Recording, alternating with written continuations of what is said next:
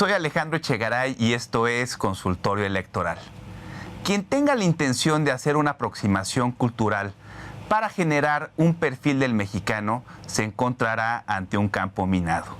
Algunos creen que la cultura hace al hombre, otros creen que las instituciones, es decir, las reglas del juego, moldean el comportamiento de los individuos. Las tipologías son la imagen o prefigura que tratan de definir a una persona, ya sea por sus cualidades o características. En México se han propuesto diferentes tipologías, como son los soñadores sin país, críticos indolentes, los optimistas nostálgicos e inconformes, los emergentes, los tradicionales, todos ellos con formas muy diferentes de percibir la realidad y de imaginar el futuro del país. Para platicar de este tipo de estudios, se encuentra hoy con nosotros el doctor Alfredo Troncoso, director de estudios semióticos de la Riva, y Benjamín Salmón, socio director de Gauss.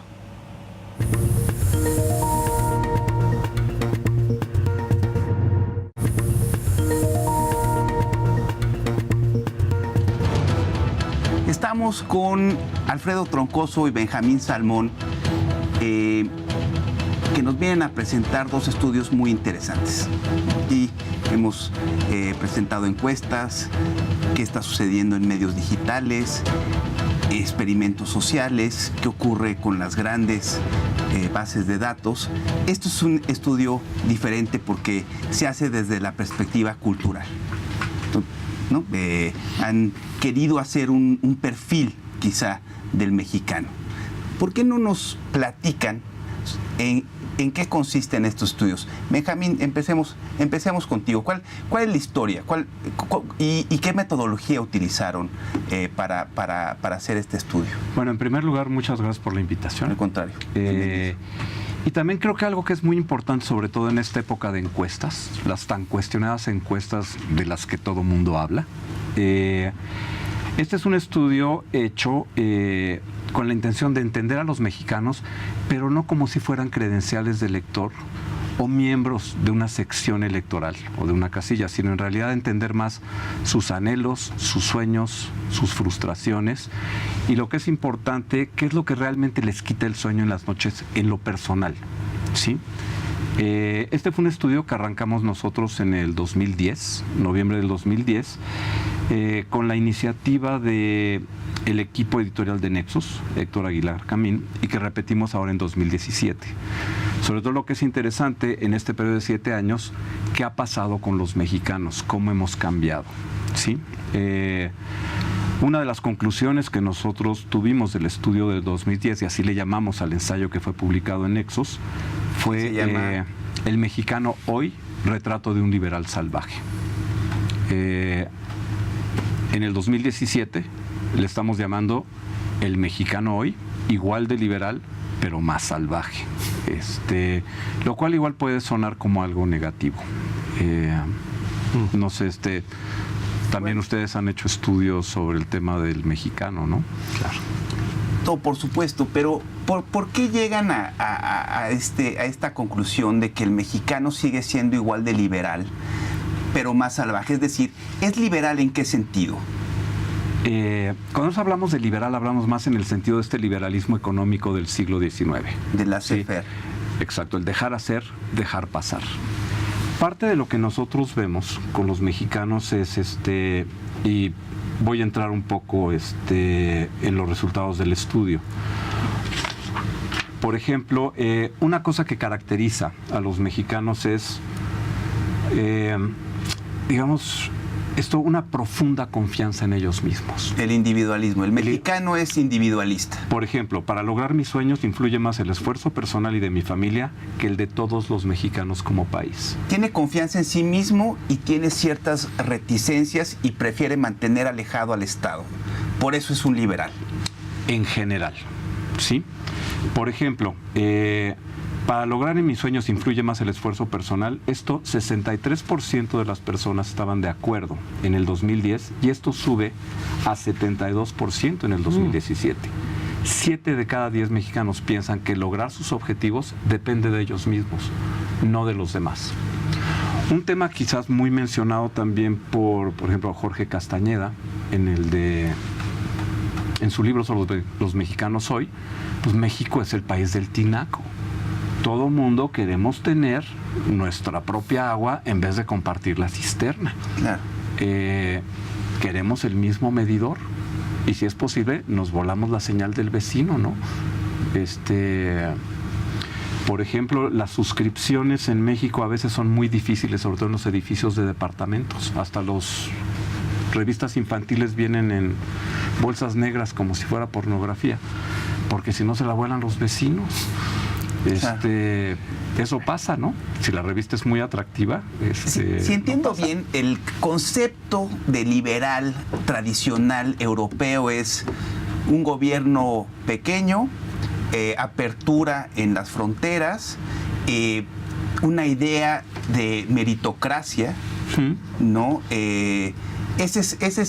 Sería el perfil de alguien liberal o libertario, ¿no? Y un énfasis en la justicia, ¿no? Y un énfasis en la justicia, en el Estado de Derecho. Y con regulaciones claras que permiten vigilar el bien común. ¿No? Que entienden las reglas del juego, saben cuál es el entramado institucional, se acoplan a este entramado institucional y juegan acorde a las reglas del juego. Eso sería el liberal, ¿no? Alguien que hace énfasis en la cuestión del Estado de Derecho. Uh-huh.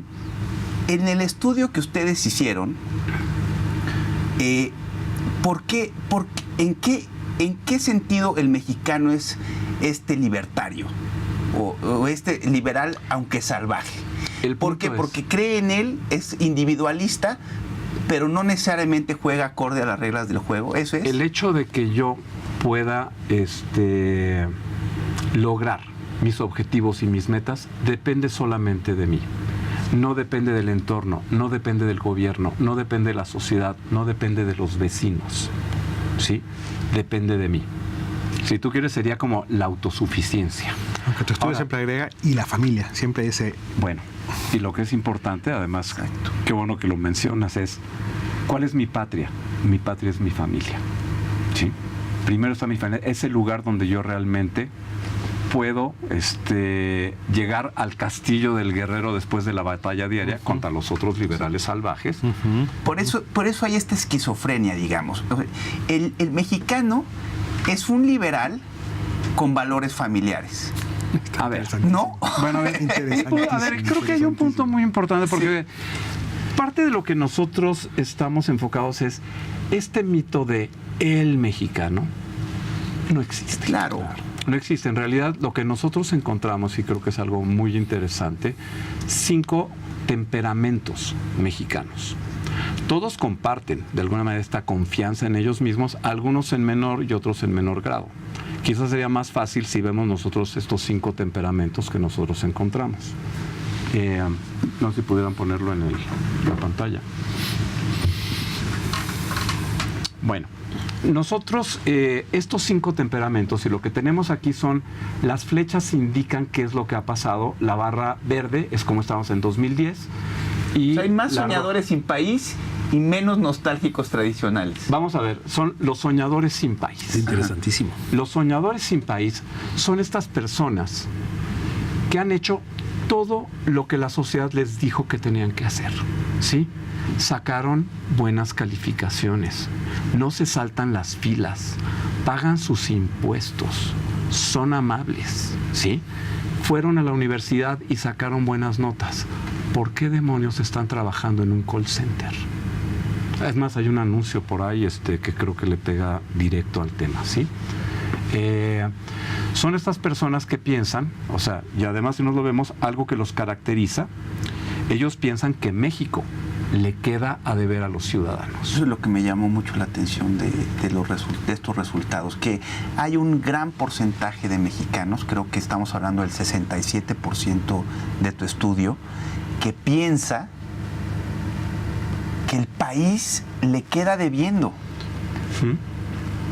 O sea, es un liberal que no conoce el concepto de justicia distributiva. Bueno, a final de cuentas, él hizo lo que le dijimos que tenía que hacer, saca buenas calificaciones, ser responsable, ser un buen ciudadano, y a final de cuentas, económicamente no le está yendo bien. ¿sí?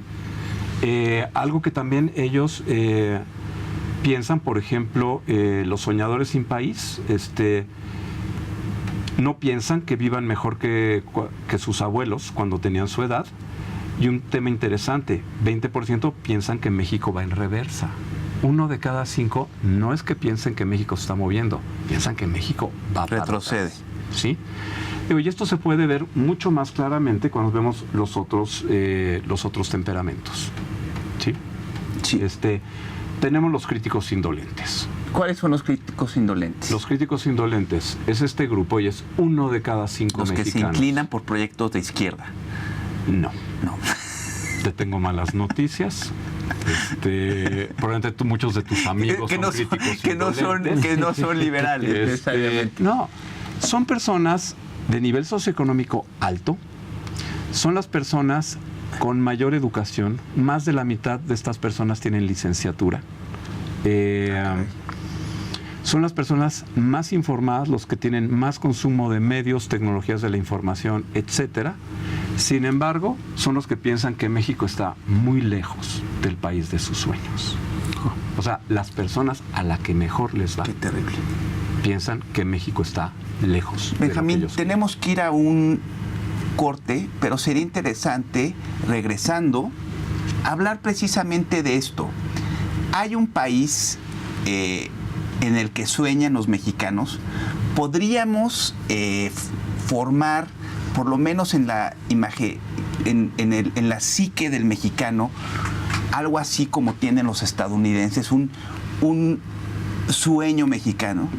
¿Qué es el sueño mexicano? Este tipo de estudios arrojan luz sobre cuál es el sueño mexicano, cuál es el México que imaginan los mexicanos. Regresando del corte, platicamos. Vamos a un corte y regresamos.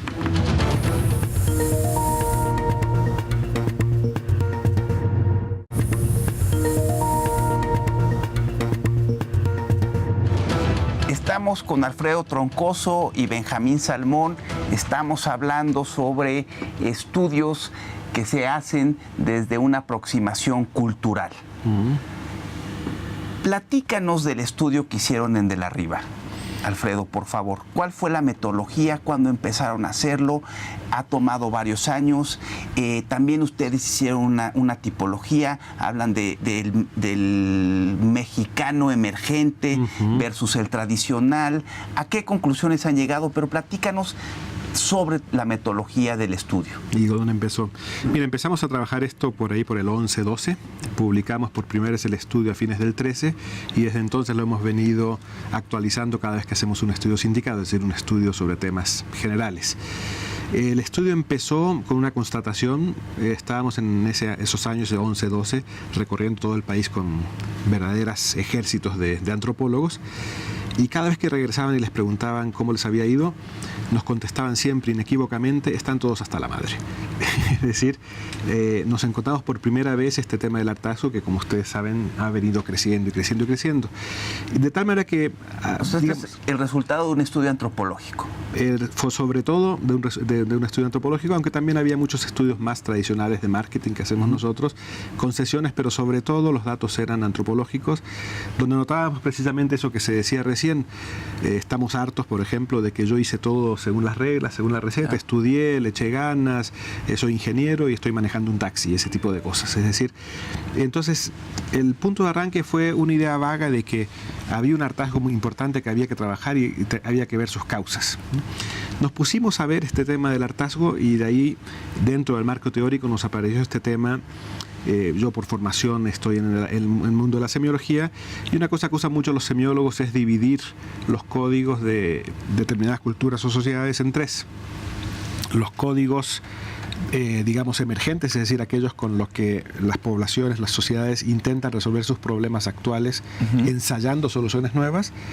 Las soluciones dominantes, aquellas donde los ciudadanos, digamos, simplemente lo que hacen es confirmar aquellas que están funcionándoles, evidentemente, puesto que son dominantes, son las mayoritarias, y las posiciones residuales, aquellas precisamente donde la gente está tratando de resolver los problemas de hoy con los códigos de ayer. La primera sorpresa cuando terminamos el estudio es que los residuales eran mucho menos de lo que pensábamos. Aproximadamente en esos perfiles teníamos algo así como un 13%. En otras palabras, creo que también el estudio de ustedes lo revela. De alguna manera que hay un decrecer. Nosotros vemos que decrece este segmento que puede corresponder a lo que nosotros denominamos los nostálgicos tradicionales, vienen bajando. Sí. México emergente es un México meritocrático? ¿O cuáles las características de este mexicano emergente? Mira, también hablábamos antes de si no era un estudio muy optimista. No tan necesariamente, porque muchos de los emergentes tienen una posición bastante apocalíptica, es decir, están hartos, la situación. Y son pesimistas. La situación, no sé si digamos, los optimistas o los pesimistas, creo que es un tema más bien psicológico que de lectura de la situación.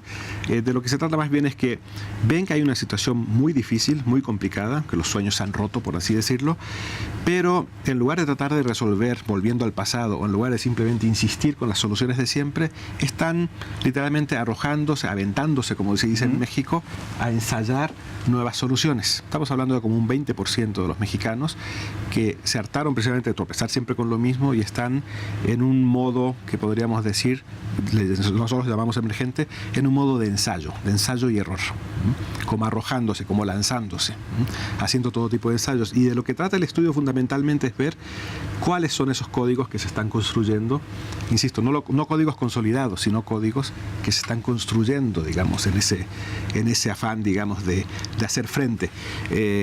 Ha habido algunas marcas, nosotros trabajamos para grandes marcas, algunas marcas lo han entendido perfectamente bien. Trabajas para marcas, lo entienden perfectamente bien y lo trabajan. Y también me imagino que debes de trabajar para figuras públicas. Sí, por supuesto, por supuesto. ¿Y que se te acercan con la intención de indagar cómo hablarle precisamente a estos mexicanos emergentes? Sí, cómo conversar, quizás sería la palabra más exacta. Cómo conversar, cómo generar una narrativa. Cómo ser cómplices en una narrativa con ellos. Claro. Fundamentalmente es por ese lado. A ver, platícanos un poquito de este proceso. Digamos que el tema fundamental es, hay hartazgo, las cosas no me están funcionando como yo querría. Quiero volver a esto de que no es necesariamente optimista, porque, por ejemplo, ciertas formas de criminalidad son también códigos emergentes, o para decir una muy negra, el tema, digamos, de la Santa Muerte, pues ya que no me funcionó, teníamos una anécdota interesante, digamos, nos decía una señora en un pueblo muy perdido, nos decía, mire, tengo 4 hijos, 1 muerto, 2 en la cárcel y 1 desaparecido.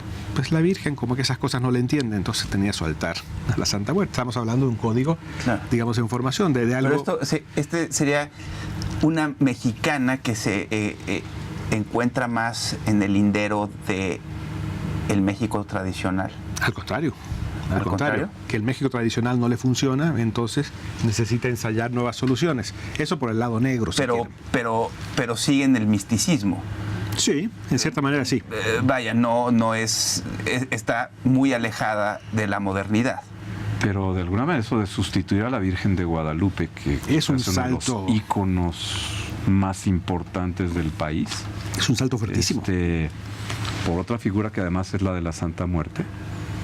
Es más, alguna vez ahí por Coacalco de Berriozábal, donde está la iglesia de la Santa Muerte, de repente ves esta figura de papel maché Sí, claro. 3 o 4 metros de altura, o sea, perdón, es como la Estatua de la Libertad, que dices, ¿qué es esto? Claro, pero son mexicanos que se siguen moviendo en el plano de la fantasía o del misticismo. O sea, no han dado el salto a este México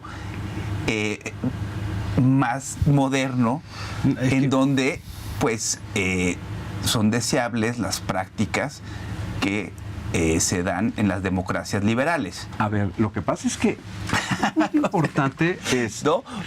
Es que ya estamos calificándolo ahí. Yo creo que hay que evitar estas generalizaciones. Yo creo que es parte de lo que tú dices. Sí. Nosotros también encontramos en nuestro estudio un grupo que le denominamos los optimistas sobre el futuro. Hay gente que le está yendo muy bien. Tú vas a los centros comerciales en Guadalajara, en Monterrey, en las ciudades clase medianas, media, urbana, suele ser clase media urbana, bien educada, personas que tienen muy buenos puestos, generalmente jóvenes, con maestría, por otras vías, sí, y que le está yendo bien. Tienen trabajos en compañías multinacionales, y en compañías es el grandes. México rifado, que es el estudio Sí. que habla de la riba, que digo, a mí me suena al moto de campaña de uno de los candidatos. A ver. ¿No? Cuando utilizó esta palabra de el chingón, ¿no? Sí. Entonces le está tratando de hablar a ese México rifado. ¿Sí o no? Sí y no, porque en el estudio una de las cosas que encontramos es que este México rifado tiende a romper con esas dicotomías. México, el México más tradicional, era ¿Cuál es esta dicotomía? era una del cultura México muy rifado? dicotómica, digamos, donde todo era o un extremo o el otro. Es decir, como decía Octavio Paz, o chingados o chingones. O ricos o pobres, todas estas polarizaciones. Y precisamente el rifado va más allá del chingón. De hecho, nos lo decían mucho, ahí sí los antropólogos lo reportaron muchísimo. Ser rifado, nos lo decían tal cual, es muy diferente de ser chingón. Para ser chingón necesitas pasarle por encima a alguien. Para ser rifado es otra cosa. Es decir, ser rifado es... Puedes ser solidario. Puedes ser solidario, puedes hacerlo sin pasarle por encima a nadie, puedes ser por tu propio Y talento. precisamente así es como se reconoce el mexicano, se reconoce como alguien solidario, como alguien fuerte. Es un gran mito. A ver. Perdón. Nosotros preguntamos, ¿realmente los mexicanos somos solidarios? ¿O solamente somos solidarios frente a las tragedias? La mayoría, ahorita no recuerdo bien el porcentaje, la mayoría piensa que Y somos fuera del solidarios país, solamente los migrantes en son las solidarios. tragedias. A mí Solamente en las tragedias. de acuerdo. ¿Sí? O en la urgencia. Sí. Después vimos los casos, ¿no? El vecino que le abre a los brigadistas la casa para que ellos puedan quitar los escombros de la casa de junto, y después resulta que se robaron las joyas de la abuela, ¿no? Claro. Entonces, Hay un término con el que nos podemos quizá poner de acuerdo, que estaba el tuyo también. Pero no, vaya, así es como se reconocen según lo que pude ver del estudio. O sea, si tú le preguntas, ¿qué valores? El principal, sin embargo, no es ese. El ¿Cuál es? principal, hicimos el esfuerzo de ver dónde se reconoce el mexicano, pero dónde querría también que lo reconocieran. Y es cierto, el mexicano se reconoce como solidario y se reconoce también como alegre y divertido, jovial, pero no quiere que se le reconozca así. Quiere que se le reconozca como alguien trabajador, más que no solo trabajador, fiestero. sino fuerte. Quizá alegre, pero se quieren alejar del estereotipo del mexicano bueno para la fiesta, malo para el trabajo. Exacto. Y quiere que se lo vea como fuerte. Según los datos de la OCDE, pues somos el país donde más horas se trabaja. Claro. ¿No? Claro. Y menos vacaciones se toman. Es donde la gente, o sea, en México es donde la gente trabaja más, según datos de la OSD. Sí. Otra vez con esta historia. Son horas muy largas. Sí. Son jornadas muy largas. Quizás poco productivas, pero largas. Poco productivas, pero largas, ¿no? Y digo, mucha gente dice, pues ahí están los burócratas, los servidores públicos haciendo horas largas en las oficinas. No necesariamente. Esa es gente que está en las fábricas, gente que está en el campo, ¿no? O sea, parece ser que el mexicano es el más trabajador de todos los que componen. Y es ahí donde viene precisamente cómo se traduce todo esto en narrativas. ¿En qué narrativas se traduce esta constatación de que el mexicano es fuerte y es trabajador y sin embargo lucha y no pasa nada? Encontramos, y para esto nos apoyamos, nos bebías un poco la metodología, hicimos antropología, hicimos sesiones de foco también, pero lo que salía en limpio también lo compartimos con un panel de 10 semiólogos que iban desde Japón hasta Estados Unidos, Brasil, digamos 10 semiólogos en todos lados. Entonces nos decían, bueno, esto es lo que ustedes creen, pero esto también lo que les creerían afuera. Y terminamos en como 4 narrativas o 4 ingredientes para esa narrativa que tenían que ver con ese diseño maximalista de los mexicanos, el tema de la profundidad cultural mexicana, que no solamente ser lo prehispánico, sino todo al mismo tiempo. Pero ya entrando ya en las conclusiones, una de las marcas con las que trabajamos, Coca-Cola cuando compró Mundet, lo trabajó mucho eso. Los mexicanos quieren salir de esta impasse del trabajo duro y de la fuerza, digamos. Yo trabajo bajo mi tinaco y con mi familia y yo solo. El truco mágico no es solamente echarle más ganas, no es ya el sí se puede, hay un cansancio del sí se puede, y el paso ulterior es el ingenio. No el ingenio voraz o el ingenio ilegítimo, sino el ingenio sistemáticamente trabajado. Claro. Y en último término, la narrativa que se quedó, digamos, como la central de todos estos anhelos del mexicano de lograr, digamos, salir de este impasse, es lo que llamamos la narrativa del X de México. Es decir, una narrativa donde el mexicano ya no está encerrado en sí mismo, si quisieras sino abierto. generar un código de valores, ¿cuáles son los valores que más con los que se identifican los mexicanos. Puede ser la solidaridad. En términos el clásicos, trabajo, primero sería el la honor, fortaleza, creo. Aguantar. La fortaleza. Además, hay un libro de Clotaire Rapay, que es la palabra que nos define a los Sí. mexicanos: aguantar. Fortaleza. Bueno, pues tenemos que aguantar hasta que nos veamos próximamente, porque el tiempo se nos ha terminado. Entonces, muchas gracias, Alfredo. Pero si estábamos empezando. Estábamos apenas, empezando. Benjamín, muchísimas gracias. Gracias por acompañarnos. Buenas noches. Nos vemos mañana aquí en Consultorio Electoral.